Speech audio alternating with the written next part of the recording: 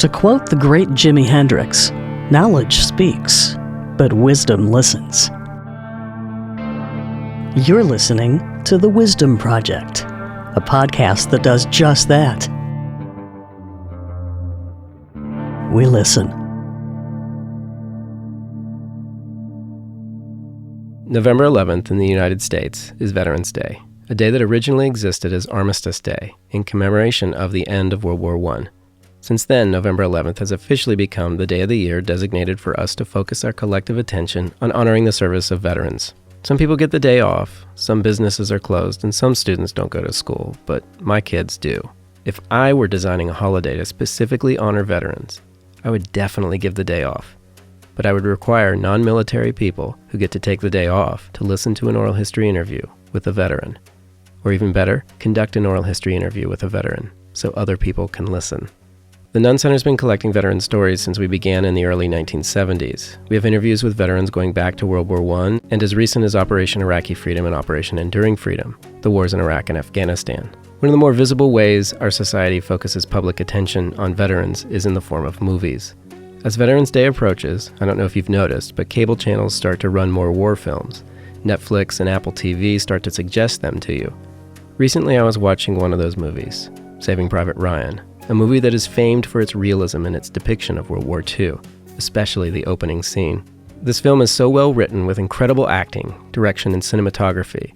It's difficult for you to not get caught up in the plot, the characters, even after seeing the movie multiple times. I've seen this movie multiple times, but this time, as I watched the screen, I found myself focusing not on the movie, but on Beazley and Louis Bower, two World War II veterans who were interviewed as part of the Nunn Center's World War II Veterans Oral History Project. These two veterans came to mind in that moment because both had told such powerful stories about their own experiences in World War II, specifically stories about their experiences during the D-Day invasion and the months following. I had the realization that I could turn the television off and hear equally powerful stories in my own archive. So I did just that. Instead of finishing Saving Private Ryan, I turned off the TV, I opened my laptop, and with a quick search of the Nunn Center's catalog, spent the next hour listening to actual veterans tell their story. Beazley was interviewed in 1994 and was from Garrard County and Jessamine County, Kentucky. He was a private in the Army and took part in the D-Day invasion, specifically at Omaha Beach. Prior to the clip I'm about to play, Beazley recalled being prepped for the invasion by General Patton in England while they were training. He recalls Patton telling the troops that when they get off the boat, don't dig in. That first group, you'll probably die. The interviewer, a great interviewer named Bill Marshall, asks Beazley, while he was floating in the boat on the approach, what was he thinking about in that moment? I remember going in, and it was dark at night. We had cut up, soldiers. They cut up, and when they're in problems, they joke and they kid, and they wisecrack, and they do this and they do that. And that went on. We had a great spirit that way till we got on them ships, and then we knew we were going in. You was talking about what was I thinking about.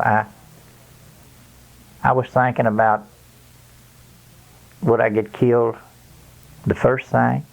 Would I make it to the beach? How would I get killed?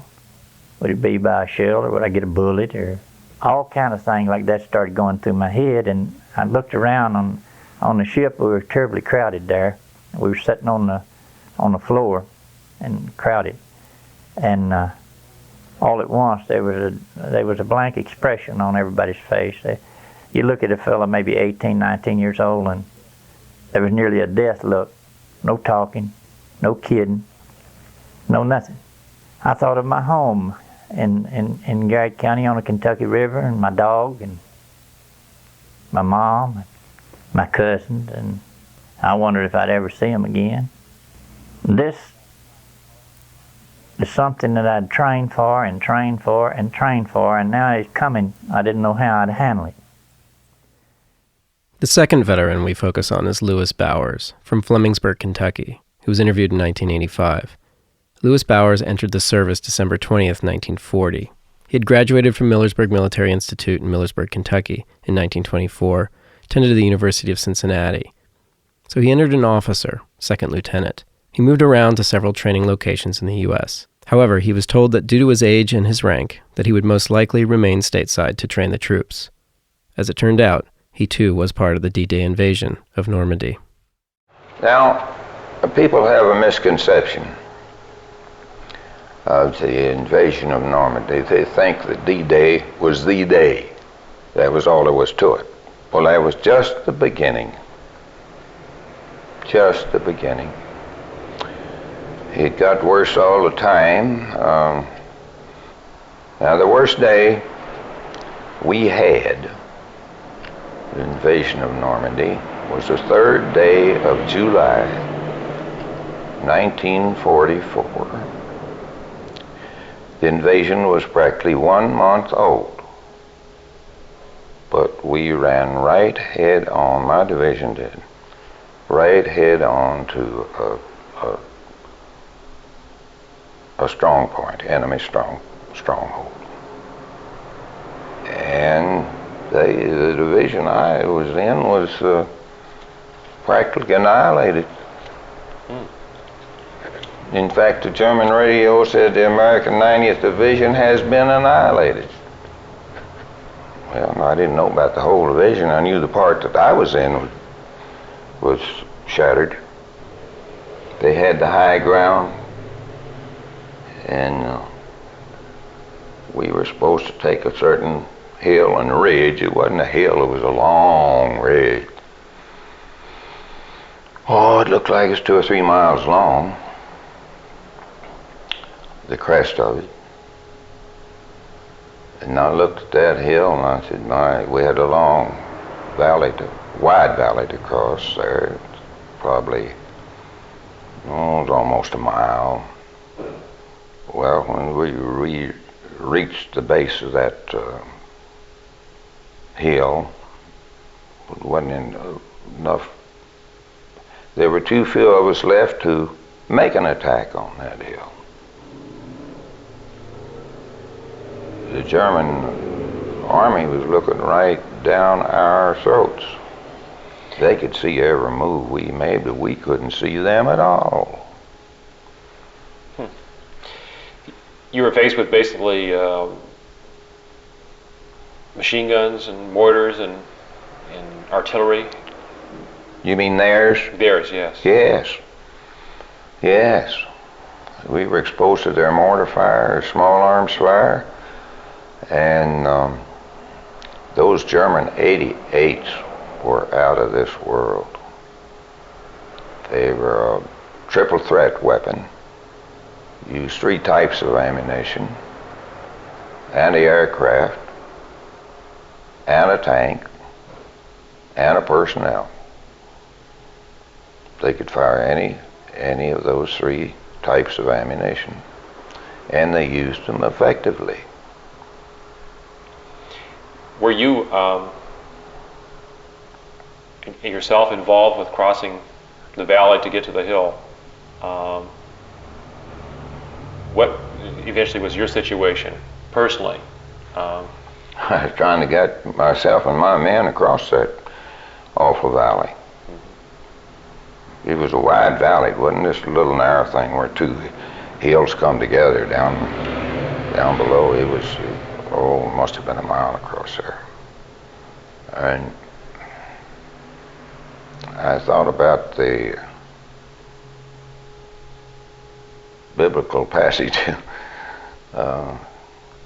Though I walk through the valley of the shadow of death, I will fear no evil, you know? Yes. Well, it is right up to a certain point. I can't say that I didn't fear any evil, because I did. Very intensely. What kind of? It was right. The first part of it was right. Walk through the valley of the shadow of death. That was right. But from now on, it wasn't. Was there any cover at all? Oh, trees and weeds and washes, low places in the ground, and little higher places, about like any. They eventually crossed the valley and took the hill. Bowers estimated that he lost half his command. During the chaos, Bowers was in communication with a company commander, coordinating maneuvers. Then, he ran into the wounded commander.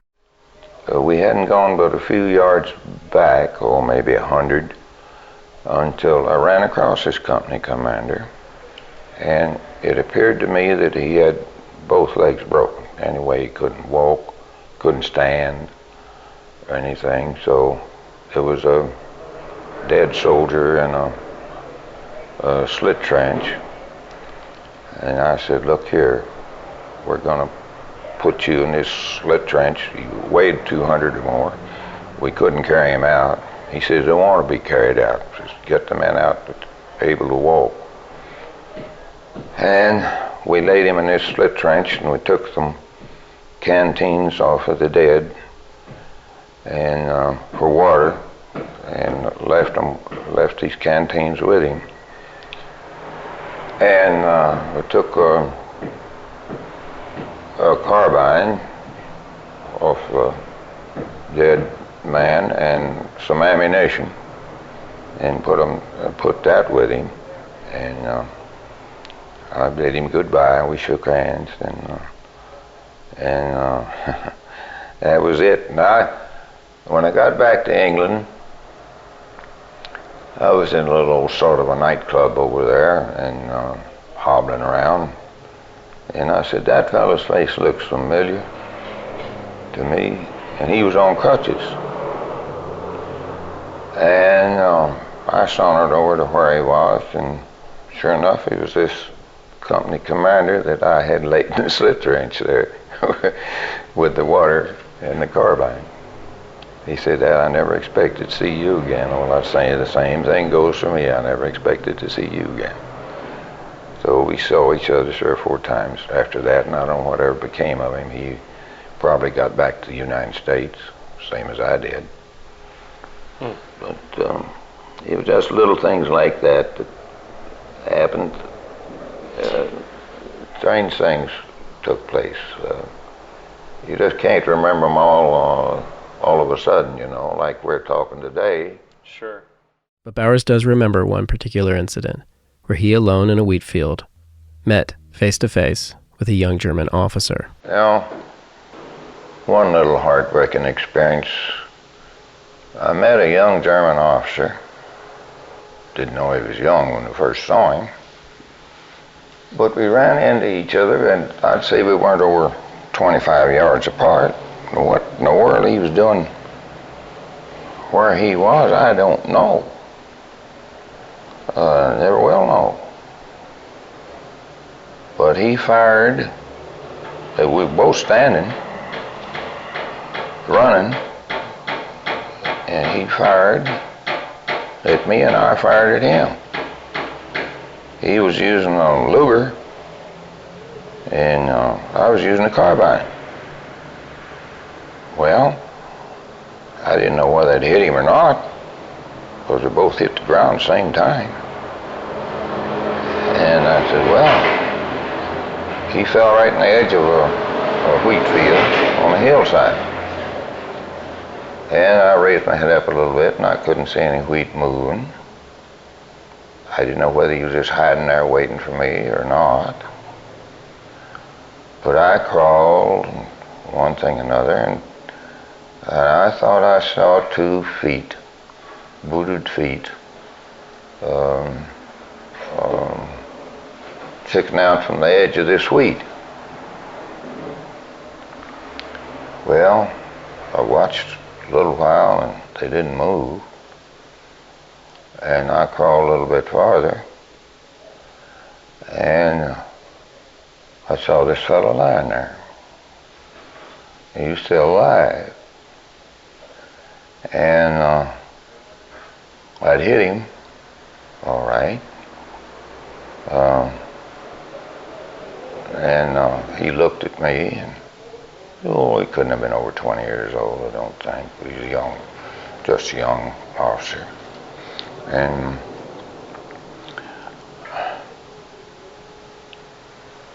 he couldn't move. He was shot in here.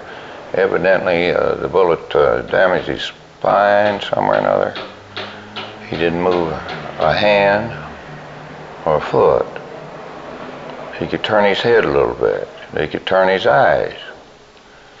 And he looked right straight at me, and I looked right straight at him.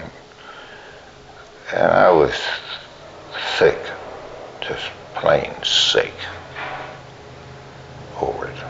Oh, I hated it. And I had some morphine on me, and I saw I was going to die. And I took one of my morphine sets off of here and broke the end off of it, and gave him a shot of morphine. And that little episode I'll remember as long as I breathe. After fatally, mortally wounding him, I gave him morphine. I had nothing against the boy. I'm sure he had nothing against me, except we were on opposite sides. It sounds to me as if you had an awful lot of respect for them. I said it sounds to me as if you had an awful lot of respect for them. Oh, yes. Yes. Gee whiz, they were good fighters. Yes, indeed. Finally, Bowers describes how the wartime experience impacted the rest of his life. You know, before the war, I used to hunt a lot. And for years after the war, I wouldn't shoot anything. Rabbit or quail or anything like that. Squirrel, clear out. And I haven't hunted hardly any since then. Jess Beazley and Louis Bowers were real people describing real experiences. I think the best way we can honor our veterans is to listen to their stories. Now, I'm a big fan of movies, but this Veterans Day, I challenge you to turn off the fictionalized entertainment and take a moment to listen to at least one veteran's story. Thanks for listening. The Wisdom Project podcast is brought to you by the Louie B. Nunn Center for Oral History in the University of Kentucky Libraries and is hosted and produced by Doug Boyd and Kopana Terry. The music was written by me, Doug Boyd. You can find more episodes at thewisdomproject.life. We encourage you to listen to the full interviews with Jess Beazley and Louis Bowers online at KentuckyOralHistory.org. They're searchable using our super cool search system called Ohms that makes the audio and video discoverable. Subscribe to the podcast on iTunes or your favorite podcasting platform. Like the Nunn Center on Facebook or check out our blog at nunncenter.org. Follow Kopana and I on Twitter at Douglas A. Boyd and at The Real Kopana. Stay tuned for the next episode of The Wisdom Project.